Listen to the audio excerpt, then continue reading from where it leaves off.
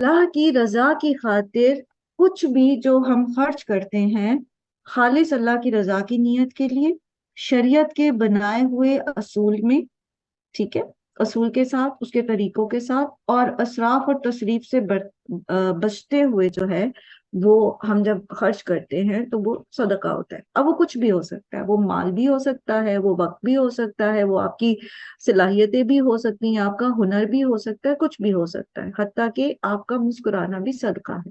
صدقے کے بارے میں کانسیپٹ درست کر لینا بہت ضروری ہے۔ ہم لوگ سمجھتے ہیں کہ صدقہ جو ہے وہ غالباً کسی پر جو ہے کچھ مال خرچ کرنا ہے، اور جو ہماری مصیبت ٹل جاتی ہے تو نعوذ باللہ وہ کسی دوسرے کے سر پہ چلی جاتی ہے۔ اسی لیے آپ دیکھیں کہ جب آپ کسی کو صدقہ دینا چاہتے ہیں اور وہ اس کو معلوم پڑتا ہے کہ یہ صدقہ ہے، تو وہ اس چیز کو ناپسند کرتا ہے۔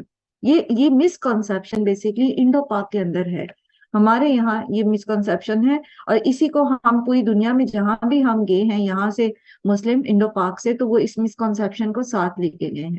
تو صدقہ پیورلی پیورلی صرف اللہ کے لیے ہوتا ہے، ٹھیک ہے؟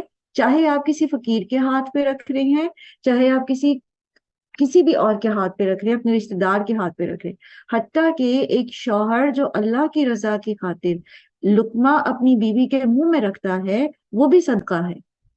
تو پیچھے انٹینشن کیا ہے پھر؟ اللہ کی رضا۔